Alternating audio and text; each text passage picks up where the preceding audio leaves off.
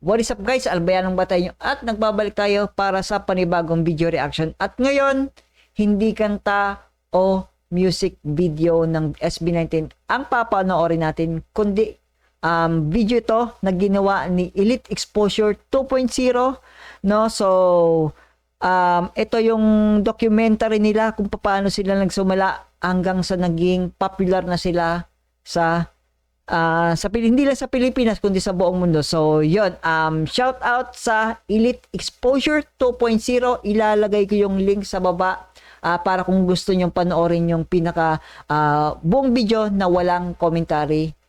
So, yun, wag na nating patagalin pa. Excited na rin ako, lalo na sa mga bagong fan ng SB19. Gusto kong makita din kung paano yung background nila, kung paano sila nagsimula hanggang sa naging successful yung kanilang career sa music industry. So, yeah. Siyempre, wag na nating patagalin pa. Pero bago ang lahat, check nyo yung aking Facebook, Albayanong Batay nyo. At saka, siyempre, kung bago ka lang din dito, subscribe ka na and click nyo yung notification bell para updated kayo sa araw-araw kong pag-upload about sa SB19. So, yun.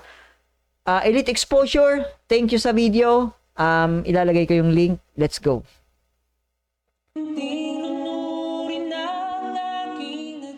It all started in a small studio in the Philippines back in 2016. Okay, so 2016 sila nag-umpisa. Okay, si Ken. Ang ano ko lang kasi dito is parang 2016 pa to, so medyo nag-iba na kasi sila, no? Nag-iba na yung itsura nila. Mas pumugi na sila ngayon. Pablo, Josh, Justin, okay. Josh, okay. Just five guys chasing a dream, no fame, no hype, just raw passion. No one really knew their names yet. But by 2025, they weren't just trending, they were touring the world, topping charts and changing how people saw Filipino music. From Manila to Los Angeles, from doubters to believers, SB19 didn't just make it big, they redefined what was possible for P-pop. But of course, it didn't happen overnight. Imagine mo, no, yung kung nasaan sila imagine yung position ng SB19 kung nasaan sila ngayon from the very beginning, kung paano sila nagsimula, no? Yun nga, sinabi ng video na hindi ito nangyari lang sa isang gabi, pero alam niyo yung sweat and tears, blood na rin kung isasabay niyo yung hirap nila, no? So yeah, hindi rin talaga, so mahirap So din. how did these five individuals, ordinary guys with very different stories, pull off one of the most inspiring comebacks in Asian pop culture? This is the full story of SB19's rise to global fame. SB19 didn't come from a talent show or a single viral moment. They were built from the ground up through a strict training program, launched in 2016 by ShowBT Philippines, a company that brought South Korea's K-pop style discipline and structure into the local Filipino music scene. Okay. Okay, so before, under sila ng isang company na nagtitrain ng mga K-pop artist, tama ba? Okay. Okay, so under sila ng isang company, ShowBT Philippines, okay. Imagine spending years training day in, day out, dancing until your leg. What? May ganun silang training, mga singer, tapos may physical training. Oh, well, gets ko naman kasi yung pagsasayaw-sayaw nila. Pero no, imagine mo yung kumakanta ka pero may hindi lang sa vocal practice ka, pero pati may physical practice ka din, may routine ka din, no? Kasi nga, dancer nga din sila. Yeah, I get it now. Legs give out. Vocal lessons until your voice cracks. Constant pressure. No fans, no fame. And no guarantee any of it will even work out. That's how SB19 started.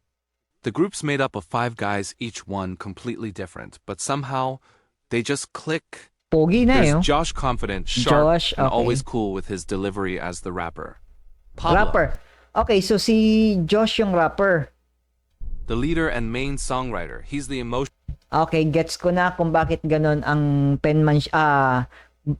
gets ko na kung bakit ganon ang lyricism and songwriting capability ni Pablo, kasi siya yung leader at din siya yung pinaka-main songwriter ng grupo. Okay. emotional backbone, the one pouring his soul into every song. Okay. Stell has a voice that literally stops people Yep. Estelle is the most may vocal range sa buong grupo. Si Estelle. in their tracks. Powerful, clean, and packed with emotion. Ken? He's got Ken, that okay. mysterious vibe. Deep voice, unique style, and a Yep, quiet si Ken yung may confidence deep that voice. stands Okay. out. And then there's Justin, the youngest of the group. Charming, creative, and super consistent. He's the guy who ties it all together. What made them okay. work wasn't So, nagigets ko na dito yung composition ng yung pinaka structure ng SB19 no. So, yon si Estelle, parang siya yung pinaka front kasi when it comes kasi sa SB19 ang madalas ko nakikita si Estelle, parang si Estelle yung mukha. Pero beside that, ang pinaka-backbone si Pablo. Kasi siya yung pinakahalo. Sabihin na natin si Pablo na yung pinaka-pundasyon. No? Okay, so sabihin natin si Pablo yung pinaka-pundasyon kasi siya yung almost lahat gumagawa ng kanta ng SB19. Tapos sinabi na rin na siya yung backbone. So, si Pablo yung pundasyon. Si Estelle yung pinakamukha. Alam mo yung sa isang pamilya, si Josh, tsaka yung si Ken is parang sila yung magdadala na ng angas doon sa grupo no. So sila na yung rapper si Josh is si Justin, and then si Ken is parang siya yung may dahil nga doon sa kakaiba kasi unique kasi ang boses ni Ken para sa akin na nayuyunikan ako sa boses ni Ken. So si Josh naman sinasabi ng charming, so parang siya yung pinakabunso ng grupo. So, masasabi mo na isang pamilya talaga, hindi lang basta grupo ang SB19, kundi isang pamilya. Masasabi mong strong with a strong foundation yung kabuuan ng SB19. just talent, it was balance. No one tried to Balance. outshine the others. They moved Yes. and grew as one. Agree And in ako a country doon. where idol groups weren't exactly mainstream, they were about to shake things up in a big way. Before anyone knew their name, SB19 were just 5 guys grinding it out, getting hit with one disappointment after another. They had already released a few songs, but nothing really caught on. The views were low, barely any buzz. It was discouraging. They had trained for years, pushed themselves hard, and it felt like no one was watching. Then they released Go Up. But it wasn't the official music video that made waves. It was something way simpler, a dance practice video. Go Just up. them in a plain studio, no flashy lights, no backup dancers. Just 5 guys giving everything they had. Someone shared the clip on Twitter, and it exploded. Wait, so yung go up niya, dance video, basically dance video lang. Hindi ko pa napapanood o hindi ko alam na may ganito sila nag-umpisa. People were shocked. These were Filipino performers, tight choreography, sharp moves, and real presence. It had that K-pop polish but with their own twist. And just like that, the momentum shifted. The world okay, finally I started to see. pay attention. It didn't take long for their fandom 8 and 2 rise up, and it wasn't just about liking a few songs. Fans were all in. They weren't just cheering from the sidelines, they were part of something bigger. SB19 wasn't trying to copy anyone. They were proving that Filipino artists could stand toe-to-toe with the best in the world. That viral moment, it was the spark. But instead of letting it be their peak, they treated it like a launch pad. Ibang-iba pa sila dito no? Ibang-iba pa yung mukha nila After dito. Go Up got them noticed, they didn't play it Mababata safe. pa, mababata They yan. pushed harder, tried new things, and showed they were more than just a one-hit group. Then in 2023, they dropped I Want You, and it hit different. 2023, I Want You. Smooth, Okay. bold, and more grown-up. The music video, directed by Jed Regala, felt like a statement. It was stylish, artistic, and showed a side of SB19 So, comment nyo sa baba kung gusto nyo makita na mag-react ako sa kanta nilang ito. Kung saan sila mas nag-blow up pa. fans hadn't seen before. And they didn't just drop the track and disappear, they performed it everywhere. From Okay. big stages like PopCon to primetime spots on ASAP, all the way to billboards on Hollywood Boulevard, and even Times nice. Square in New York. Yeah. That Nice. Times Square SB19 kept showing the world how far they'd come. Every performance was tighter, more confident, and just flat out impressive. But that was just one song in a growing catalog of hits. There was Pagsibol, and that wasn't just an EP. It felt like a statement. A reminder that this group was constantly growing and evolving. And then came Gento and Absolute Yo, shout out sa mga nagdidirect ng mga music video nila, no? Sobrang, damn, man. banger. It mixed Filipino flair with SB19's unmatched energy. That song didn't just take off, it became a full-blown anthem. But here's the thing, their music wasn't just catchy. It had depth. Each Yes, yan ang madalas kong sinasabi, hindi lang siya catchy. Ang mga kanta nila talagang makaka-relate ka, which is yung madalas yung common na nararanasan ng isang tao, yun yung inilalabas ng SB19. That's why ang dami na lang fans dahil nakaka-relate nga sila sa mga kanta ng SB19. 'Di ba? So that is why kung bakit talagang lumipad sila ng ganung kataas. track had a message, a story, a purpose. Yeah. SB19 proved they weren't just riding a viral wave, they were carving out their own path. Song by song, they kept stepping it up. The vocals got stronger, the performances got sharper, and the storytelling hit even harder. And 18? They weren't going anywhere. Their fandom kept growing, spreading across Asia, the US, and reaching fans all around the world. By 2024, SB19 had already proven they were more than just a boy band, but packed to tag. The documentary gave fans a deeper look, a real look into the grind behind the glamour. The film followed them on their massive 18-show world tour, and it 18 show world tour. wasn't all Dang. screaming fans and flashing lights. It was also stress, exhaustion, and the pressure to deliver. We saw Pablo dealing with serious tour anxiety, opening up about the mental and emotional weight that comes with leading a group at this level.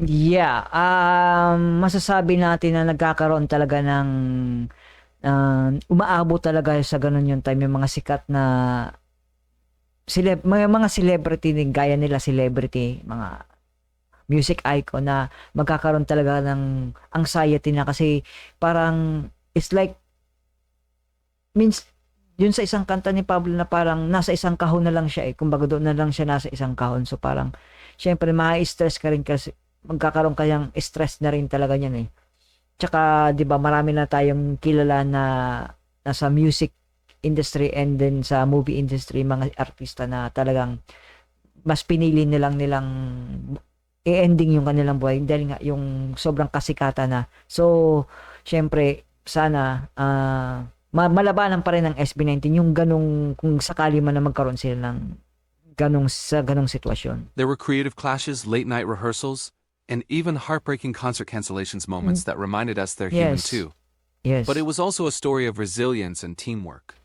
Watching how the members supported each other offstage only made their bond more inspiring, and the world noticed. The film wasn't just for fans, it was critically recognized too.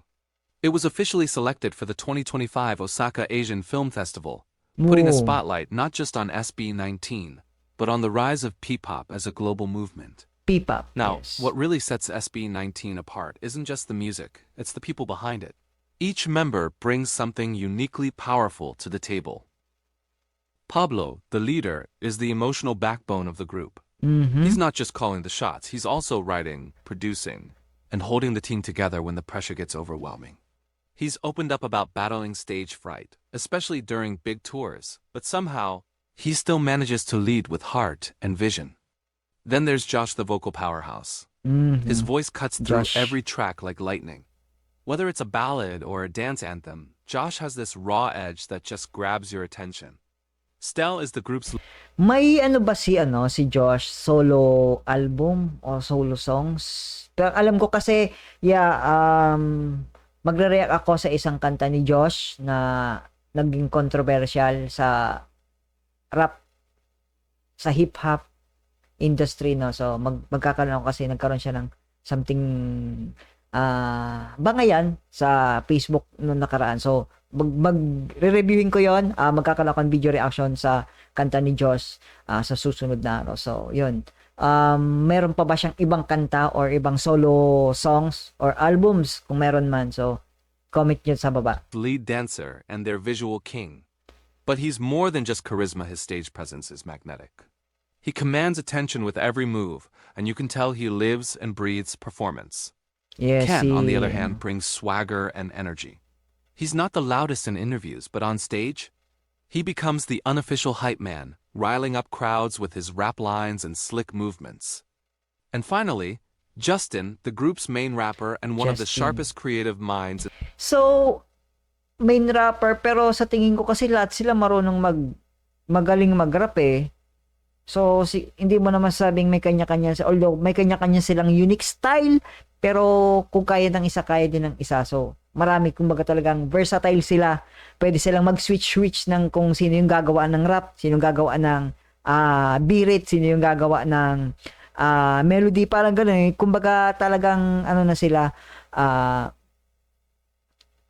anong tawag mo doon? Yun nga, kumbaga kayang-kaya nilang gawin yung kung ano man yung kailangan gawin sa pagkanta. So, yun. In the team. He's a storyteller Nagigets yun naman yung gusto kong sabihin, di ba? at heart, often contributing to lyrics and concepts behind their songs and visuals. If you've watched Tag, the documentary, you've seen them talk about this dynamic. They know each other's strengths. And instead of competing, they complement. It's that synergy, the give and take between personalities that keeps them solid and unstoppable. SB19's recent releases showed just how much they've evolved, not just as artists, but as storytellers. Their single Damn, released in early 2025, was a major turning point. Damn, so magkakaroon akong video reaction, so abangan nyo. The sound was sharper, the message deeper, and the impact? Immediate. It shot to #1 on Billboard's World Digital Song Sales Whoa. chart, making it clear that SB19 wasn't Whoa. slowing down. Nice! Then came Dunka and Time, two surprise drops that had fans buzzing. Dunka Okay, so yung sales chart, Time making kanina, it clear that SB19 wasn't had fans. yung Time, may nagsuggest sa akin na panoorin ko yung music video. So, sa susunod, magkakaroon akong video reaction sa music video. Official music video mismo nung kantang Time kasi may kwento nga daw. So, yung nakaraan kasi lyric video pala yon, so hindi siya yung official music video. So, abangan nyo din yan. Buzzing. Dunka was playful and energetic, while Time pulled at heartstrings, reflecting on how far they've come and what lies ahead. Performance-wise, they've only gotten stronger. Whether it's on a massive stage like the Philippine Arena or a global platform in Times Square, they've proven time and again they can own any crowd. And the story's still unfolding. More shows are coming. Later in 2025, they're heading to Hong Kong, Dubai, Doha, nice. Riyadh, Sydney, Melbourne, and Tokyo. The Congrats, excitement congrats. is building and fans around the world are waiting. SB19 is more than just a P-pop group. They've become a symbol of what happens when talent meets purpose. They took the structure of K-pop training intense rehearsals, sharp choreography, polished vocals, but poured in something completely Filipino. The grit, the heart, the unshakable belief that they could represent their country on the world stage. What makes them different? It's the creative control. It's the emotional honesty. It's their ability to take fans behind the curtain like in Tag and show the fear, Nice. the arguments, the dreams. SB19 isn't just here to perform. They're building a legacy. One song, one show, one milestone at a time. And honestly, this isn't the end. So guys, if SB19's journey moved you, if their story reminded you Yeah. that anything is possible with heart and hustle, go ahead and hit that like button. Also, Yes. hit the subscribe button so you don't miss our next deep dive. Every view, every click helps us keep telling stories that matter to fans like you and to artists rewriting the rules. Shoutout ulit sa Elite Exposure 2.0 sa video na to. So, ilalagay ko yung link ng original video sa baba. So, check nyo doon kung gusto nyo na walang cut or walang boses, walang pause. So, yun. Abangan nyo ang susunod nating video reaction.